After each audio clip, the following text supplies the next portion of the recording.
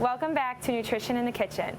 My name is Tara Kenyon and I'm a nutritionist here at Cornell Cooperative Extension of Broome County. We are here today in the commercial kitchen at the Broome County Regional Farmers Market on Upper Front Street in Binghamton.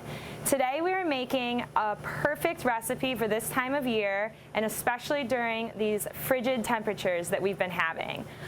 This recipe is really easy to make. It shouldn't take you more than 10 to 15 minutes of preparation. And as you can see, we have some crock pots out. It's going to be a crock pot soup, so we'll need about 4 hours in the crock pot after. So we are going to make a butternut squash and red lentil soup today. And what we're going to need is 1 tablespoon of olive oil, 1.5 tablespoons of butter.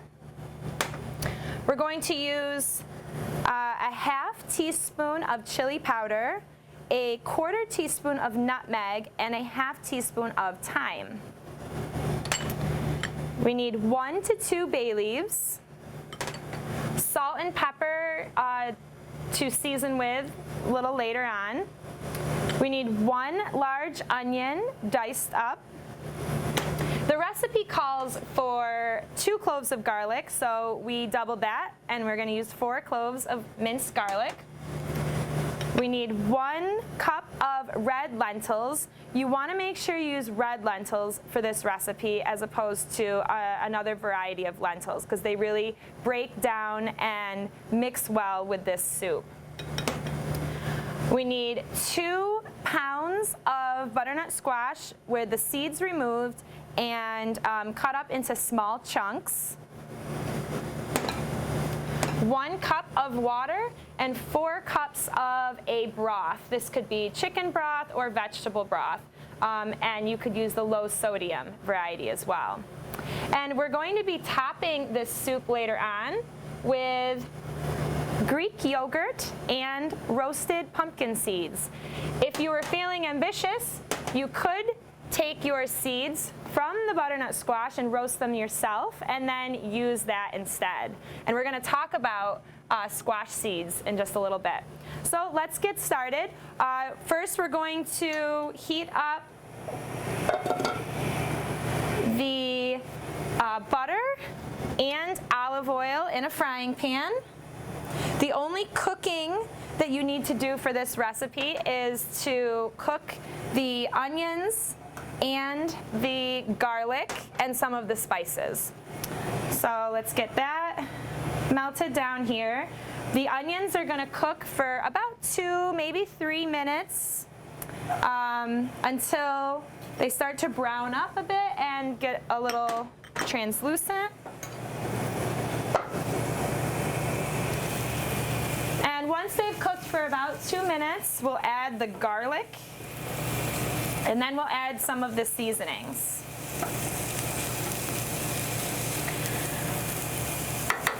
Butternut squash is our featured produce for the farmers market for this month, and it's a really great wintertime vegetable because you can store it for long periods of time.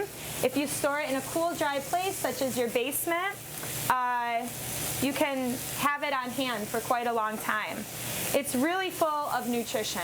It's got vitamin A, vitamin C, B vitamins, and all kinds of different minerals. It's really high in fiber. Just 1 cup of butternut squash will give you about 1/4 of your day's worth of dietary fiber. Earlier I mentioned roasting the butternut squash seeds yourself. And a fun fact about squash seeds, all of different variety of squash and pumpkin seeds, is that they're really high in tryptophan. And your body uses tryptophan to create serotonin, which helps boost your mood, as well as melatonin, which helps you sleep better at night. So make sure you're having some servings each week of different squash or pumpkin seeds. Okay, I'm ready to add the 4 cloves of minced garlic.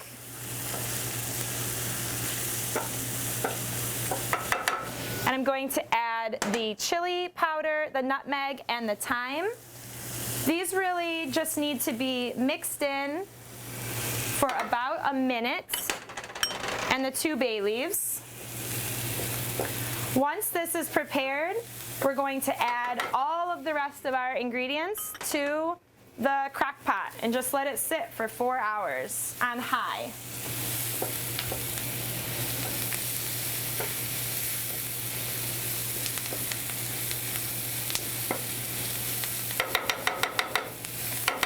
While that's finishing up, we can start adding some of our ingredients to the crock pot. So we have the 2 pounds of butternut squash, 1 cup of water, and 4 cups of, we're using vegetable broth.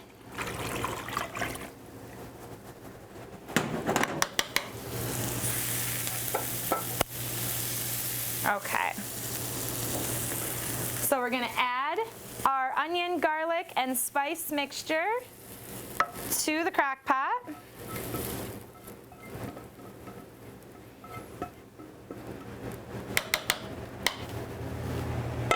And our 1 cup of red lentils. Mix it in there a little bit. You're going to want to stir this every so often during the 4 hours of cooking, just to make sure the flavors are mixing in.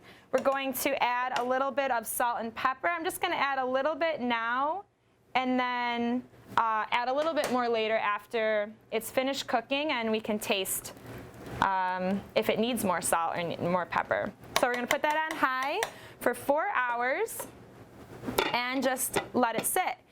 When it's done, you're going to want to blend it together into a soup. So you could use an immersion blender. You could use a regular blender as long as you've cooled down the soup a little bit before you put it in. The squash and lentils really break down a lot over the 4-hour period. So you might even be able to use a hand whisk or even like a potato masher just to mix it all up and together. You want to make sure that you remove the 2 bay leaves from the soup before you start blending it together. Not that it'll really hurt you, but you will notice that there's little chunks of bay leaves that are in there after you mix it together. So leave it for 4 hours. We have one ready to go here.